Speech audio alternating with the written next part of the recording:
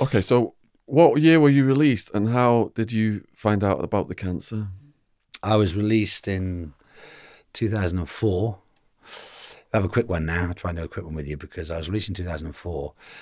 And my parole officer was a shithead. His name is Richard. I hope you're there watching this, you dickhead. Anyway, I got done for drink driving. Then he told the police about that, and they put me back in prison again. Because I thought you go back to prison for the same offence, but obviously not. He put me back in. I went to a high down for about a year. It was fucking awful. I was gutted. But in that prison, I met a guy. This is fun. This is a fun little story. You'll enjoy this. In that prison, I met a guy called Justin, a real lovely fella. Blah, blah, blah, blah. I see him around one day in his cell. And I was in there with Johnny Palmer, bless him. He got shot last year. Gutted. Remember Johnny Palmer? Who's Johnny Palmer? He was called Goldfinger. And he was the richest criminal going, 300 million he was worth. And I was in with him. He's a lovely fella. It was real sad. He was part of this, he did this Canary Island back in the day timeshare thing and ripped them all off. Made millions. I remember sitting in his cell one day in High Down, and I couldn't believe it. He bought a Bentley over the phone. You know, darling, I'm out in a couple of weeks. He's going to get me a Bentley. And he bought it like that. I was like, but everything used to go into his cell to get roll-ups and skins and burn, and he was such a lovely fella. But anyway, I met this guy called Justin, and I was sitting with him one day, and looking at his photos, I went, isn't that Jason Statham?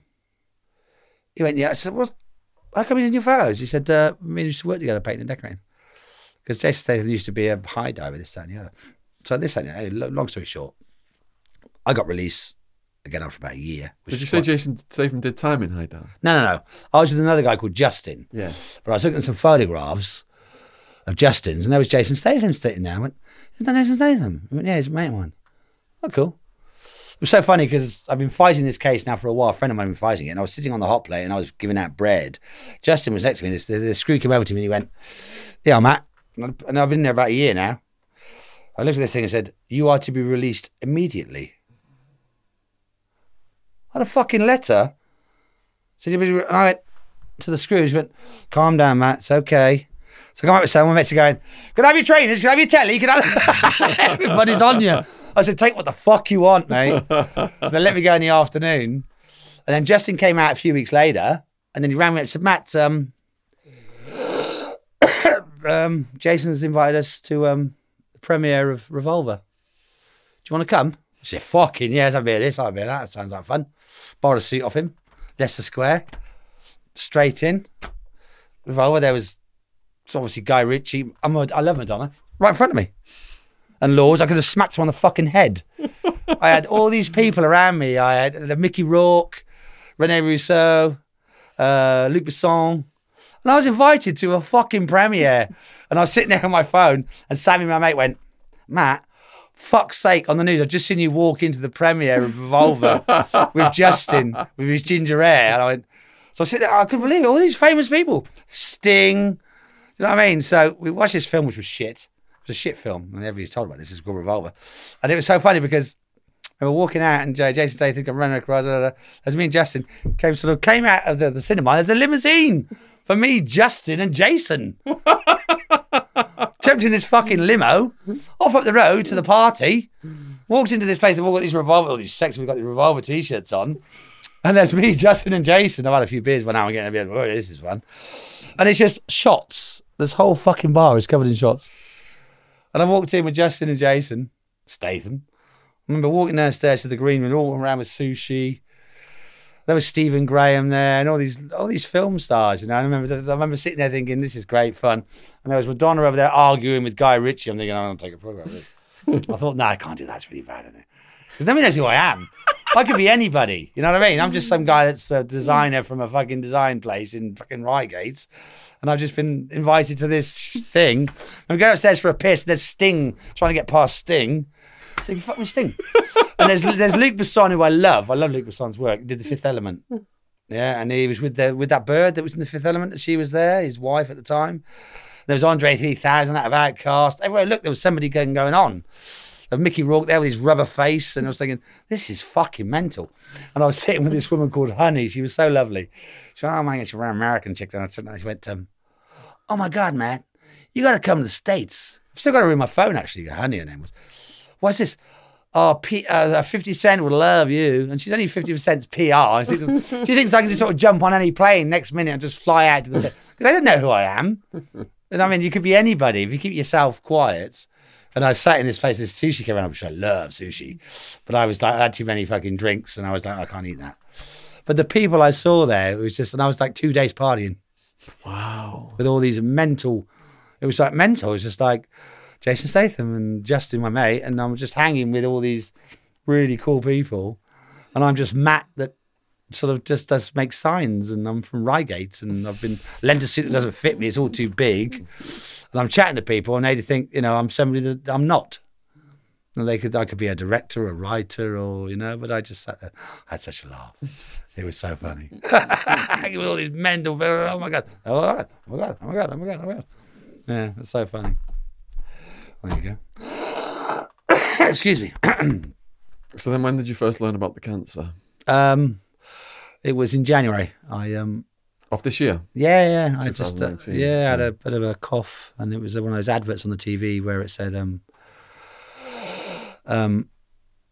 if you've had a cough for longer than a month, you could have cancer. It was quite abrupt, to be honest. It was just like, I've had a bit of a cough for about a month now. This was like in November. And was it throughout the entire day? Every night? Yeah, just a bit coffee. Just a bit of a cough. And I went and saw this doctor after work in Reigate, and they said, I'll tell you what, Matt, after what you told me, I think we better get an X-ray. And they X-rayed me, and they found a little tiny shadow on my right lung here. And the mad thing was, it was I had a bit of a vision thing at the time, and they sent me for an MRI, which was horrible. And at that moment in time, they found 3 lesions in my brain at the same time. So it all sort of coincided together with this, and they did a biopsy, which was horrible because they put this like sort of 10 centimeter needle into your back. They dead around it, but they keep on sticking you in an MRI, a CT scan, and so they can get the needle in the right angle, so they can chop a bit of your bloody lung out while you're awake. So they did that, but anyway, it was very weird. I could actually feel something inside me, and they snipped about 7 pieces of my lungs, little bits, and they found out I had stage 4 lung cancer that had travelled to my brain, a metastasized up to here, and it was awful, really, because I found out I had cancer over the fucking phone. I was at work, and what the East Surrey Hospital had done was they'd contacted the Royal Marsden in London, in the proper hospital, it's a lovely hospital, the Royal Marsden, and they told them that I had cancer. So the Royal Marsden rang me up the following day and said, Miss Simpkins, yes, I'm ringing up from the Royal Marsden. Can you come in tomorrow and have a brain scan? I said, why is that? He said, it's about your lung cancer. I said, I didn't know I had lung cancer.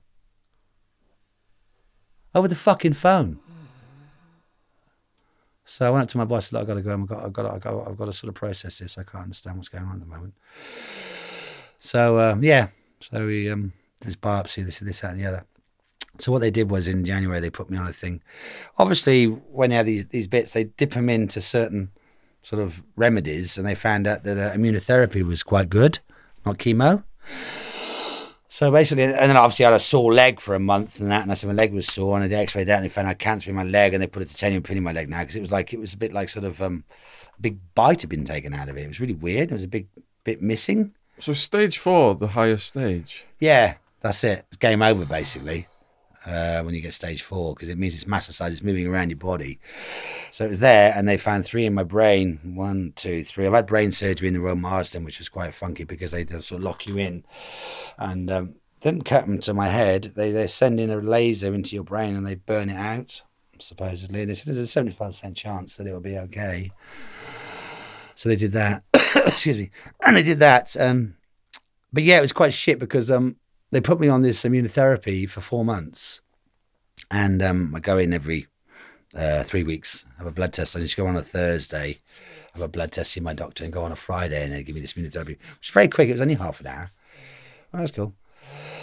So I was supposed to be carrying on with my life, and I'd finally given up my work. I said, I can't do this anymore, Simon. My boss is a lovely man. I said, I can't do this anymore. I get stressed about coming to work. I get stressed about this. So I got into the government, this, that, and the other, and the government paid me some money now, and I live now. I live my life, actually. I like my life. It's good. So have they told you that the treatments could stop this, or is it a case of longevity? What happened was I went on to this immunotherapy, for 4 months, which was only a half an hour hit. And basically what it was supposed to do was turn your immune system into like Superman. So basically your immune system would attack the cancer wherever it was, but it could actually attack your body parts itself. So it could go the other way. So I was just about to finish my immunotherapy, and I went on Thursday and I saw my doctor, and it wasn't my doctor. It was somebody else. I'd never seen it before. And she said, I'm terribly sorry, Matt, but the immunotherapy hasn't worked. It's moved from your one lung to both your lungs, to both your kidneys, to your abdomen, to around your heart. And I went, well, that's not very good. So they said tomorrow, instead of coming in for immunotherapy, you're going to come in for full chemo, which is 8 hours. So I got there at 8, and I wouldn't leave there till 6, 7 in the evening, and I was just plugged in. Both these veins are ruined now. They're like blocks. They're solid. So I had that for 4 months.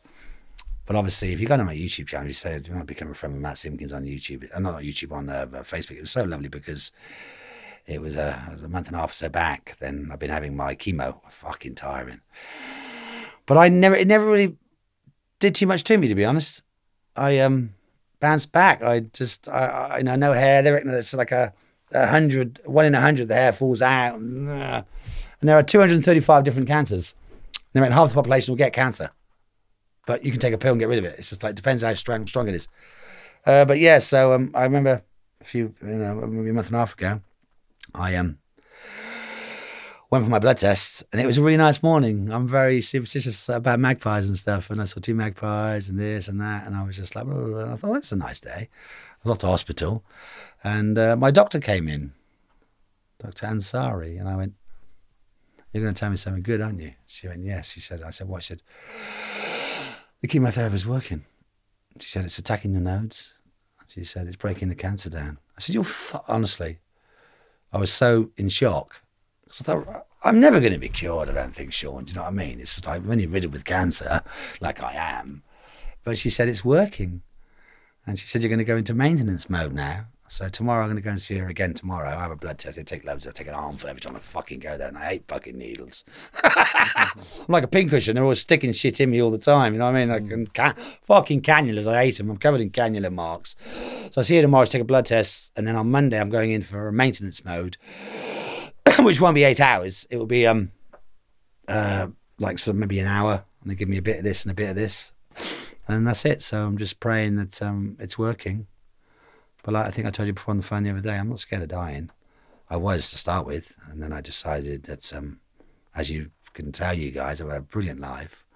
That exciting. You've got an amazing spirit, Matt. In the face of this cancer, you just like glow. Your energy is just glowing. Your eyes are lit up. Well, that's it. It's a case of I've made a few of my little. I don't do blogs. I do like a minute every morning on my phone. I lay in my bed and talk to my phone, put it on Facebook, and I transfer it over to my YouTube channel, which my friend Jasmine Jackson puts up there for me. She's a lovely girl, and yeah. So, but I haven't got time for cancer. I haven't got time. Too busy. Since I've given up my job and sold my lovely TT, which I loved, for my friend Tom, I had to get a family car. And again, I think it's already before, like, since this has happened, my karma is beautiful. I might have terminal cancer, but everything I touch is brilliant. It is so cool. Like, you know, since this has happened, I've done so much. I've been out to Spain, spent 10 days out in Spain, spent time where I was smuggling friends, and we were laughing about, I've not been to Gibraltar for 20 years, spent 10 days there with my sister, and just had this fantastic fucking time. I came back, went to Cheltenham, spent a weekend in Cheltenham with all my friends. Then a weekend before last, I went to Spa, drove 720 miles with my beautiful sister Jay, and drove all the way to Spa and watched the Spa. And when I walked into Spa, it was quite weird because where I had to sit was 2 miles away. It was it's all hilly. So I walked in and I had my paperwork with me that I had cancer. And I said, I've got cancer. Okay, so got any people? Yeah, I went, you can sit wherever you want. Come sit over there. And they put me in one of the best spots. I couldn't believe it. There was me and Jay. I was in Spa in Belgium, walking straight over here, and there I was in this best spot with all the invalids and this, that, and I could do what I wanted. And I was in the start straight to the first corner, and it was just so lovely. So, you know, it's terrible to have terminal cancer, but there are some benefits. I'm just blown away. People are going to find this so inspirational. I'm sure there's a lot of people out there watching this that are going through difficulties in their lives. Precisely. Maybe even some people who've got cancer. Yeah. Is there anything you would like to say to those people? Well, I just feel that never give up, guys. Never ever give up. It's a case of I'm like chemotherapy, and I think that people just sort of hide in the corner. When the word chemotherapy comes up, they think that's it, game over. It's not very nice. It's an 8-hour process, but I think if you're positive about life, you know, and you know, it's like just get on with it. It is. I just feel so. I love my life. It's the happiest I've been. But it's a very mad thing to say. But I have so many fun things to do now, my kids and my family, because I don't have to go to work. The government give me a bit of money. I've got a nice little family car. We go to the beach, we do stuff. And obviously, if it started to impede on my lifestyle and I did actually start getting down, then it would be a different matter. But I don't think it's going to catch me because I'm too busy. I'm speechless. What an amazing story and what a powerful ending. I'm like almost in tears. Matt, give me a hug. Oh, Yeah. Thanks, bro. Everyone, please support Matt. Go on his YouTube channel. Please subscribe. And let's support Matt as much as we possibly can. If you've enjoyed this video, please put some comments in the description box and let us know how you feel. Take care out there. Cheers.